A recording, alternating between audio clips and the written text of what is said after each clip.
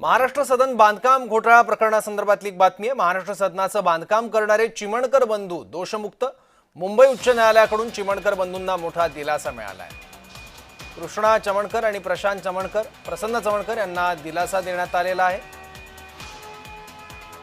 महाराष्ट्र सदन बांधकामामध्ये अनियमितता केल्याचा त्यांच्यावर आरोप होता। आणखी माहिती याबद्दल घेऊयात, आपली प्रतिनिधी ज्योत्स्ना गंगणे आपल्यासोबत आहे। ज्योत्स्ना,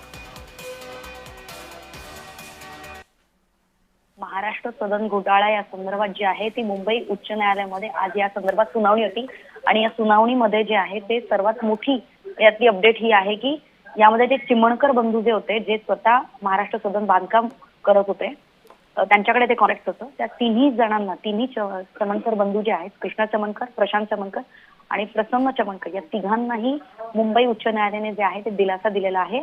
त्यांच्यावरती आरोप होता की महाराष्ट्र सदन बांधकामामध्ये त्यांनी अनियमितता केल्याचा त्यांच्यावरती आरोप होता। मात्र आणि त्याचबरोबर राज्यातले जे कॅबिनेट मंत्री आहे ते छगन भुजबळ यांच्या जवळचे चिमणकर बंधू असल्याचं सुद्धा सांगण्यात आलं होतं आणि त्यामुळे एकूणच या प्रकरणाकडे संपूर्ण राज्याचं लक्ष होतं आणि आता चिमणकर बंधूंना जे आहे ते मुंबई उच्च न्यायालयाने दिलासा दिलेला आहे आणि एकूणच या प्रकरणाला आता नेमकं मंत्री छगन भुजबळ यावर काय बोलतायत याकडे बघावं लागेल। कारण याच आरोपावरून जे आहे मंत्री छगन भुजबळ यांना अनेक राजकीय प्रश्नांना, राजकीय अडचणींना त्यांना सामोरं जावं लागलं होतं, राजकीय अडचणींचा त्यांना सामना करावा लागला होता। मात्र सत्र न्यायालयाला हे प्रकरण होतं आणि ज्याला मुंबई उच्च न्यायालयामध्ये आव्हान देण्यात आलेलं होतं। मात्र आता तिन्ही यातले कृष्णा चिमणकर, प्रशांत चिमणकर आणि प्रसन्न चिमणकर यांना आता मुंबई उच्च न्यायालयाने दिलासा दिलेला आहे आणि त्यामुळे महाराष्ट्र सदन बांधकामामध्ये नेमका घोटाळ्याचा आरोपी कोण आहे हे आता शोधणं फार महत्वाचं आहे। कारण